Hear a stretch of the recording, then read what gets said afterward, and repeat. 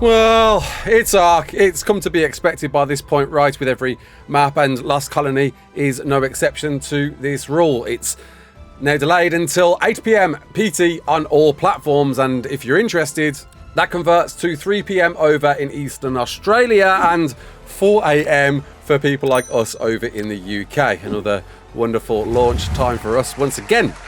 Although I wouldn't hold your breath, we know how these things go. It could likely be delayed a little bit further than the times we're seeing here. However, we got an absolute info dump load of what to expect for Lost Colony, and a lot has been revealed in an updated Steam game post. I won't go through everything word by word, but you definitely want to hear what's coming with Lost Colony on this delayed launch. First off, a bit of a descriptive on the narrative of Lost Colony, that's dubbed as the end of the ARKs, bridging the gap between Extinction and ARK 2, not Genesis, which is interesting, as the most ambitious narrative we've got yet. Awakening in the Necroscene, a brutal post-cataclysmic era where the Earth's southern pole has been plunged into eternal night. Although the pics we've seen so far have been pretty light, we'll find buried within the deep snow the metropolis of the Lost Colony, beneath energy shields and powered by red element. The unnatural heat from this red element is keeping the colony alive, and as we guessed, are in fact defending the reseed protocol, ensuring you don't get to use that to send you off to the Genesis ship to ensure that the Earth remains broken, so this corrupted Lost King can remain in power. With you being thrown into a war between the Lost King's minions and the first generation corrupted survivors left from Rockwell, you'll be navigating between gothic horror and advanced science, from the jagged craters of the tundra to the bioluminescence canopy of the Twilight Forest and into the depths of the Lost City itself, with every inch telling you a story of survival at any cost. With a very interesting line next asking, will you cling to your humanity or will you undergo the turning, with a capital T, to become the monster this place demands you to be? Is there definitely going to be faction warfare as we delve into this? With a note that UE5 will be delivering a spectacle of light and shadow, encountering this majestic gothic fortress with dense street layouts and imposing shadow-drenched courtyards, perfect for intense urban combat, with a massive dormant volcano crater to visit where geothermal vents feed steam into the city below, paths that you can actually carve in snow to deform to every footstep and literally physically falling from trees, that's insane to read, and dynamic blizzards that freeze the very air around you. This map sounds an absolute nightmare and I'm all for it. As we've known previously, there's going to be a bunch of different cinematic deliveries with this new map, and they go into a bit more detail here, explaining that Mappa are going to be doing a bunch of animated sequences to experience explosive action-packed anime cutscenes starring Michelle Yeoh as Mei Yin. These high-fidelity CGI story performance capture sequences are featuring Madeline Madden as Helena Walker, Auli'i Cravalho as Mika, as the ones we've seen so far, and Carl Urban as the legendary Bob, which ties into this pic where it was revealed yesterday that Carl Urban will be lending his facial features to this character. Now we know why. As we're travelling the map, we're going to be getting lines delivered by the Lost King, voiced by Keith David, and Edmund Rockwell, voiced by David Tennant, to invade your thoughts, taunting your failures and commenting on your actions in real time. I love the sound of this. It sounds a bit like HLNA with Gen 1 and 2. I wonder if it's sort of similar to that, but instead now we're just going to be taunted the entire time we do something stupid. Then we've got fully voiced character conversations that will be unlocked by completing Lost Colony milestones. By finding battlefield sigils, you'll trigger Japanese RPG inspired dialogue sequences between Helena, Mei Yin and Diana Altarez and other characters. And then of course the Explorer notes we've come to learn from previous maps, these now being delivered through new versions of dossiers and covering the journals of the Lost King, whose real name is actually Darius Anthon, which now ties up to that brand new Darius tab that's within the dossier notes within the UI, covering the Arsadon, and of course the mad scientist Sir Edmund Rockwell. And then we go into what to expect from the biomes, and there's a real change from what we've seen before. First, the Lost King's Dominion, a majestic tiered gothic metropolis that's heavily guarded by the Thrall army, with aggression generating hostility and drawing relentless attention of elite patrols. Sounds like a everlasting horde mode if you get busy here. The tundra, a desolate Arctic expanse that covers the map's perimeter, scarred with craters and debris from large fallen arcs that crashed onto Earth. What? Which means, I guess, marries up with what Wildcard was saying about the reseed protocol not exactly working, maybe on this side, because the Lost Colony are preventing you from activating the reseed protocol. Any arcs that fell down that side, they somehow didn't fall down correctly and instead crashed. And can you even salvage from these arcs? Can you actually go and visit all of these arcs? What? And maybe that's why we've seen a lot of distinct different biomes. Maybe some of these arcs are fully explorable, with Twilight Forest and Mountains, a boreal nightmare where the bioluminescent flora reacts dynamically to the auroras overhead, with the forest thinning into craggy peaks and knife-edged rocky spires, a dark forest, a foreboding woodland that serves as the gateway to the map's more dangerous zones. I guess this is the go-between mid-hub area, perhaps. A kind of Redwoods 2.0 that you've got to be careful navigating through if you want to venture to certain areas. The Caldera, the collapsed volcanic crater, where the city's power core is residing within this sunken pit. Superheating water channels feeding the Gothic metropolis, and at the centre a colossal megalithic ring, which is the sacred ritual site consecrated by the Lost King. The hell is that place? Hot springs we've seen before in ARK, but these are going to be scattered across the map with pockets of geothermal activity providing ample water and resources. So it sounds like you're going to have to really go out and about if you really want to get that water in your life, with a vital warm respite for players attempting to recover from the brutal wind chill of the Necrocene. And then, as we expected, because Aberration did crash down around this area, there is going to be an aberrant crash site. Venture into this hazardous toxic sludge environment where debris from the crashed aberrant ark has corrupted the landscape, twisting flora and fauna into radioactive nightmares and avoiding the bubbling pools of corruptive liquid Edmundium, where of course all of these weird corrupted survivors are likely going to reside and perhaps attempting to invade the lost colonists. And then we get onto the creatures, and boy oh boy, we've got some confirmed stuff here. Brace yourself. This is a big one. Of course, the Valwyn, we know this thing. We've had this thing in ARK for a hot while now, and it seems to be the same creature we've known so far, no differences to it, but it will be used to evolve into one of two forms. Firstly, the Soulwyn will be transformable too if your Valwyn consumes Vulpite, a brand new resource, I assume. And as hoped, will be a mobile sanctuary, allowing you to traverse the cold, crossing glacial terrains and scaling sheer ice cliffs. So I wonder how high these things can jump, with healing factors to revitalise both you and your mounts, hello PvP, and some form of cryokinesis to forge ice bridges or empower your next decisive strike with a surge of strength and speed. What? Oh, that's the first one. Okay, Malwyn, which isn't explained how to evolve a Valwyn 2, although is said born from corruption. So is it maybe related to Edmundium or Red Element perhaps? And will be the embodiment of malice existing solely for threat elimination, using a brand new teleabsorptive ability to slow regenerative processes, induce sluggishness, and weaken its prey.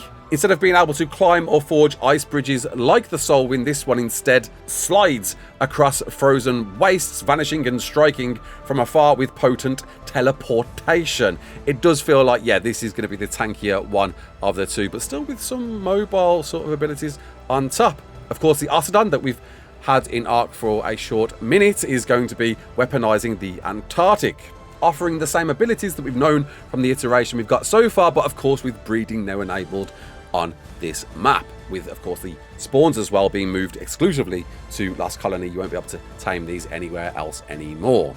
Then the Gloon. What the hell is the Gloon? What does it do? Where did it come about from? It came from Edmund Rockwell himself. Apparently he made this creature. So sort of a Noglin version 1, with this one carrying a terrible curse, manipulating the spectrum with terrifying precision. It can warp light to vanish into thin air or contract its bulbous ocular sacs to unleash searing laser beams. That's a plethora of words there. Allowing you to mesmerize the weak-minded or spit at nearby aberrant creatures to turn both them or any other creature, it seems, into uncontrollable bloodthirsty frenzies. And then hello, now fully 100% confirmed, if it wasn't obvious enough already. The Desmodus is here and it's back.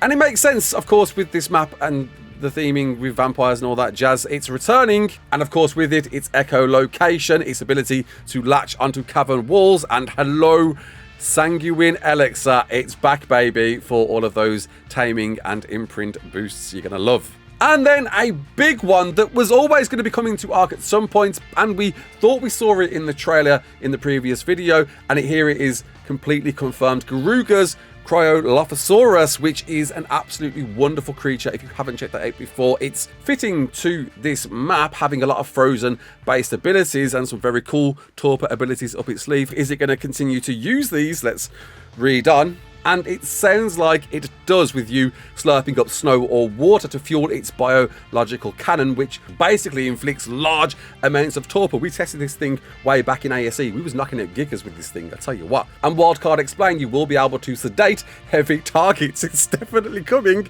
Or exhale a freezing mist that coats your allies in a protective ice, with a bit of defense throwing on that. Kind of interested to see how that one plays out. And an ability I don't remember from the ASE version, a Heat of the Hunt, where the Predator kicks into overdrive, igniting a hyper-metabolic trance that grants it terrifying speed and turns its jaws into instruments of bone-chilling destruction. What? Pretty sure it didn't have that ability and can't wait to check that out. And apparently it does sound like the Giga Desmodus that we saw in that trailer that is now fully confirmed to actually be called the Giga Desmodus, not the Giga Desperus as a lot of us thought it might be. Sounds like it might be tameable. This Colossus serves as a flying fortress capable of hauling behemoths or a mobile command center on its back. It's definitely tameable, and you can carry bases on this thing.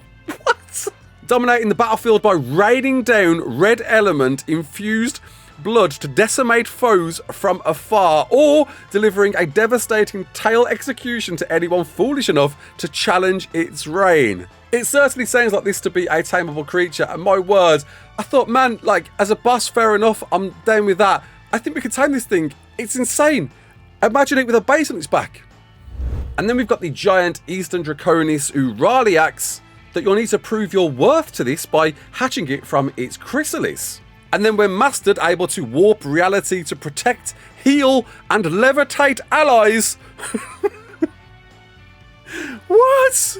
Or crush enemies with gravity and death. This thing is going to actually defy the laws and force push and pull anyone you want. And because of the size of the creature, you'll be able to airlift up to 2 creatures simultaneously. I wonder if it's going to be the same weight limits as we've seen with the Quetzal Wyverns or maybe the Rhiniothatha. This thing is a monster. Maybe it's going to be able to carry the same weight limit as that. And then we've got the Thralls, the Lost King's bioengineered workforce, where these intelligent soldiers will wield weapons, wear armor, and use personal teleporters to defend their master, which you can earn their trust in defense outposts or force their submission by raiding their strongholds in attack outposts. So fight them or recruit them, and if you do recruit them, you're going to be able to command them into battle, and get this, even take control of them directly. You'll have some form of hive mind / noggling ability to take control of these NPCs to use them instead of losing yourself. And then another big one, these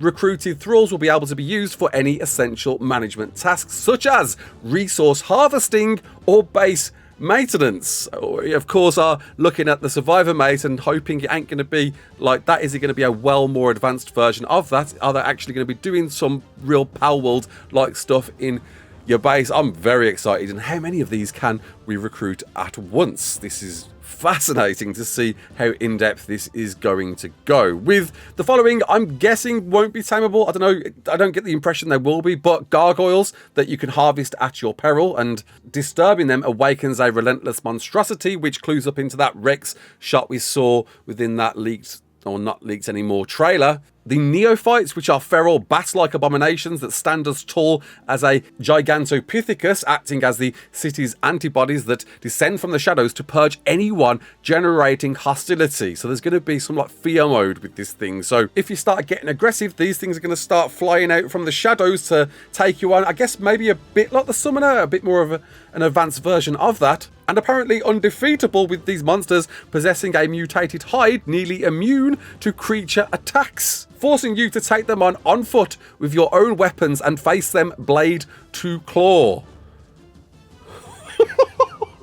So that in itself is offering a brand new type of survival. No more creature reliance anymore. No more just throwing a bunch of creatures at something and hoping it works. You're going to have to be trained in combat. And then revenants, twisted, mindless remnants of thralls and dinos that have been infected by liquid Edmundium, those weird, bubbly, pre-corrupted survivor creatures we've seen so far that are purple-hued monstrosities that swarm the ruins in massive hordes, overwhelming survivors with sheer numbers. Which, as you just read, won't be corrupted survivors, well, okay, corrupted thralls, but dinos as well. How many versions of these dinos are we going to see? Of course, we had that shot with the Rex and a few other creatures.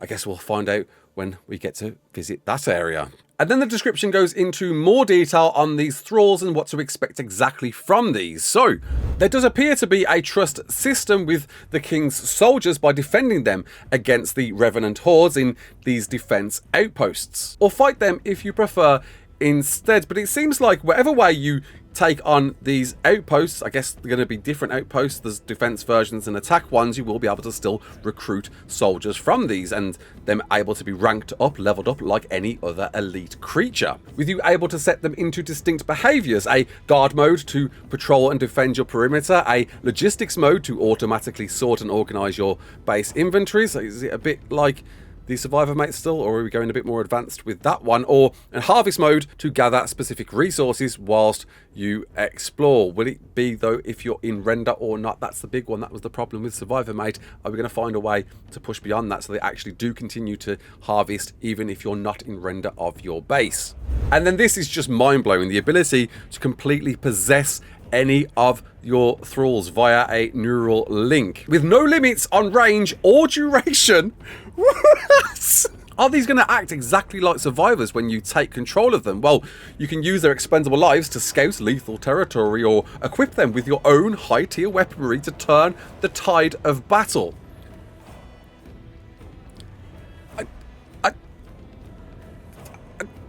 I'm in disbelief. Perhaps I'm setting the bar on how much this is going to deliver, but having the opportunity to send as many different versions of you without losing yourself or your gear or getting imprisoned for PvP especially could really open up some opportunities. You know, you've got somebody you can just send in, not worry about them. How easy are they going to be to level up over using your character is a wonder there. What unique opportunities are going to open up as a result of controlling these survivors instead. I'm blown away by that one, especially for single players out there. This is a monumental pivot for ARK, with each thrall belonging to a specialized combat class with distinct visuals, heavy natural armor, and a signature class weapon. We did notice a few different variants within that key art. How many different variants remains to be seen, but when tamed, they all have their own unique traits on top that will enhance their combat performance and open deeper customization paths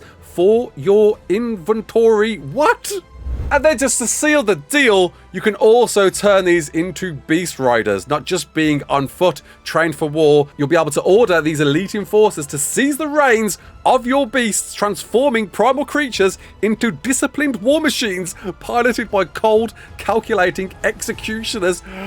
How many can you get in when you try but once? Like, solo survival is no longer a thing. You can just recruit riders, beast riders, to go into do boss fights with you. Will they get a rider buff by controlling those creatures? Will they be able to do more damage with those creatures by riding those creatures?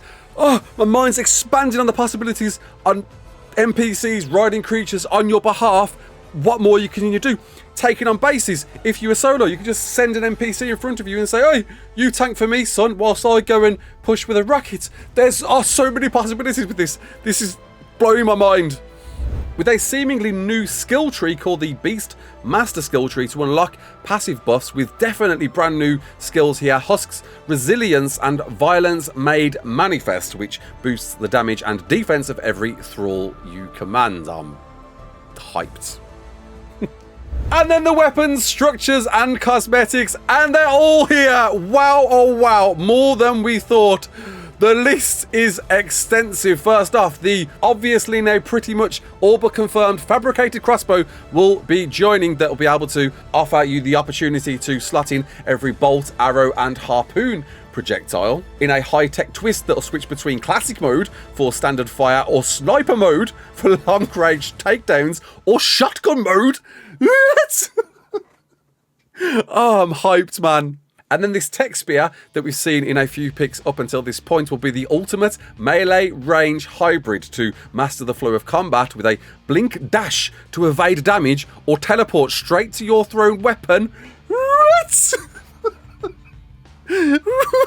So this is going to be some more advanced combat to inflict torpor for non-lethal takedowns or raise a defensive shield that blocks strikes and deflects incoming projectiles. Like, yo! I mean, I guess this last area, if you're being challenged to be on foot, it sounds like you're going to need a thing like this, but there seems to be a real push to drive on foot combat with this tech spear. I'm so hyped about that, mate. And that's not even the start. We've got a hollow decoy that deploys a holographic clone of your survivor to distract wild creatures and lure enemies into traps. No! No! No! A Bloodforge, a sinister new crafting station that can repair any item or reinforce it beyond its maximum durability for a price paid in blood. Actual blood, the blood that we've known so far that we're extracting, or perhaps an enemy's blood. But we're saying here we can increase the durability of any item. A warbench for your low-tiered loot, so instead of throwing it away, you can now combine them to forge a single higher-tier masterpiece. Oh, so needed. Definitely. Looking at the tinkering station with the blueprints, is this going to be basically a pre-made item gambling system too, or are you guaranteed an actual upgrade from the stuff you throw in it? And then there's a medical stand that you'll be able to place nearby creatures to auto-feed them narcotics for simplified taming. So you can place that down, go off and do your own thing, what you need to do, all good. Or you can administer stimulants or blood packs to restore vital stats or drain health to generate new supply. You've now got an auto tamer you can place down near creatures so you never have to worry about them waking up ever again. And then a brand new tech tier item, a cryo hospital that will passively grant more experience points, provide sustenance, heals and restore consciousness for creatures stored inside cryopods. PvPers, rejoice, this one's for you, most definitely. I'm wondering how much experience you can actually give to cryopods within the cryo hospital over just having them normally stored. They're going to be offering even more experience as a result, and the fact it might be able to heal creatures at a quicker rate as well is a big change for ARK. We've got a shoulder pet display stand and companion bed, so those lovable little creatures that you're really fond of, you can now show off to your favourite little friends, put them down on the floor and say, look, there's my little pet bed. Where apparently they're going to perform idle animations whilst they're chilling in these beds. How many? Is it going to be literally every shoulder pet? Come on. Is it going to be brand new animations, or is it going to be perhaps using their current animations to them to do whenever they want or please? And then a lot of people were assuming or hoping for this one, Plant Species R is coming back, baby. Effectively meat plants that you can plant into crop plots, and then once they're fully grown, you can harvest them for all the meat that you desire. And some people found some great ways to harvest a lot of meat back in Gen 2 with these. But these seem to trigger a silent alarm, instantly drawing a swarm of ravenous revenants from the shadows. The ones in Gen 2 simply snatched you at a moment's notice. I guess these are going to be the wild versions of these that you perhaps harvest to get your own meat plant for you. So I assume we're going to be seeing a tech crop plot, or maybe these can be planted into normal crop plots now. And then we've got a brand new cursed weaponry and armor set to wield the forbidden tools of the Necroscene, with twisted variants of fabricator and tech tier gear offering unprecedented customization, allowing you to equip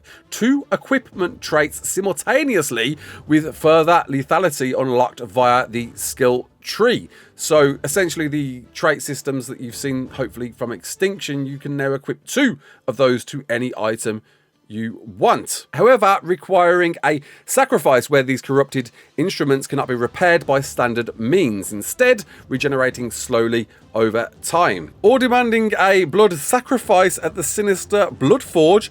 What the hell's a Blood Forge?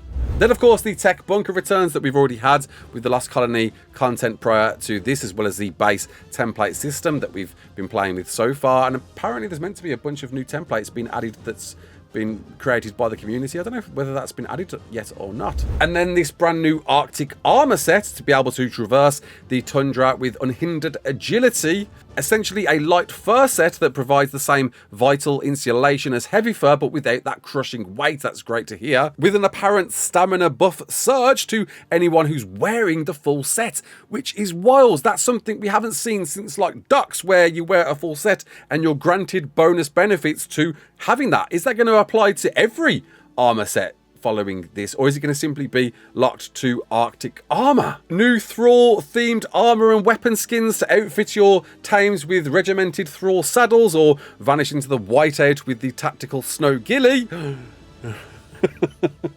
Looking forward to hiding deep in the snow, and I wonder how hidden you can be, seeing that you can forge your own paths in the snow as well. And then a brand new Thrall structure tile set and a full suit of themed decor, from commanding billboards and signs to industrial vault storage boxes, lamps and furniture. Build a fortress worthy of the necro scene. I think that's a skin. Damn it, I really got my hopes up then we was getting a full-blown tile set, but it does say the word tile set. I don't know, I get a feeling this is a skin, because it then goes on to say vaults, storage boxes, lamps and furnitures. I'm hoping for, but I'm not expecting a brand new tile set. Could it be?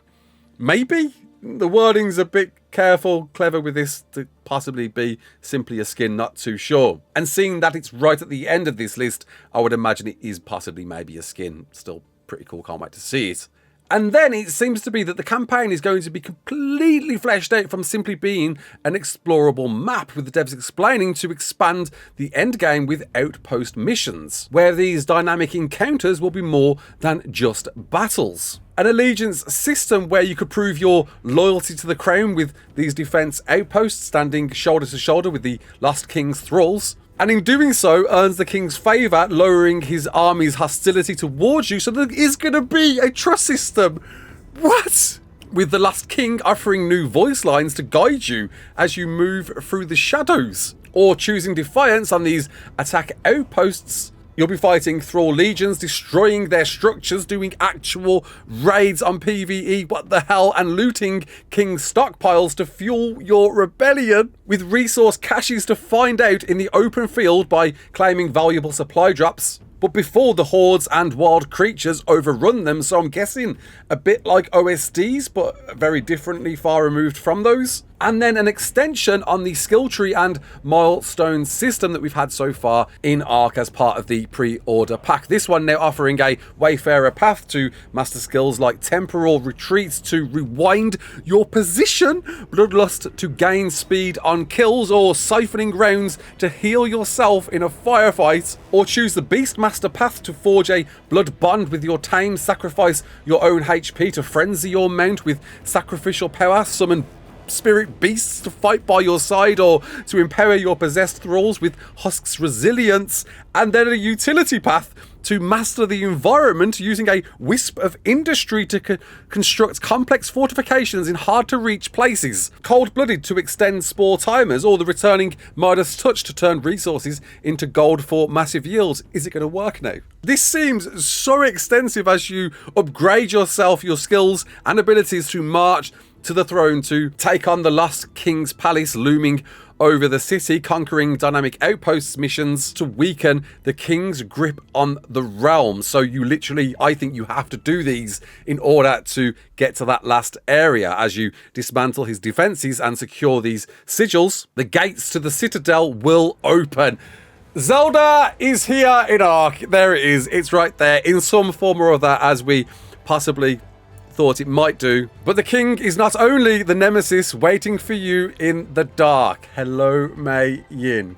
Of course it is. Come on. Finishing off to explain the future of your survival begins here was expanded upon by Jeremy in a recent interview with Iron Lord's podcast, where he explains this is for more advanced survivors, you know, the people out there that are yearning for something that's beyond what they already know in ARK. The question was proposed to him, you know, if somebody new coming into the game, is this going to be a bit too overwhelming for them? And Jeremy kind of did say, yeah, it pretty much is. If you're brand new to ARK, you want to go to the island and start there and figure out how the game plays before moving on to this map. This is meant for more experienced ARK players. But in this same interview, Jeremy reveals the upgrading of Unreal Engine to, well, I'll let Jeremy explain. Well, I mean, a lot of things in ARK tend to revolve in terms of player feedback around bugs and performance. That's the perennial wish list from players. So we have a live service team, and we constantly try to improve the bugs and improve the balance.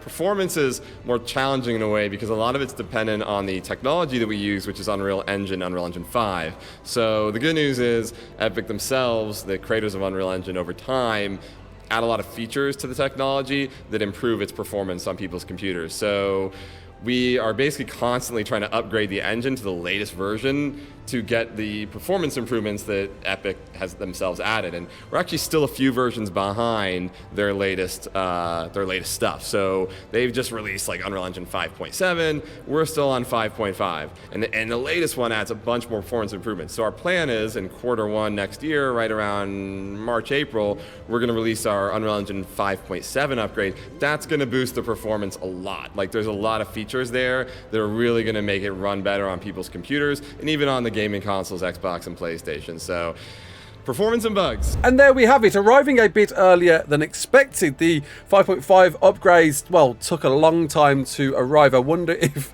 that time frame is accurate. We know how Wildcard are with dropping stuff on time. I would probably expect a few months after that date perhaps, but 5.7 is on the cards for more performance upgrades, and Jeremy himself saying they are very aware of bugs and hopefully they're on it and working on it.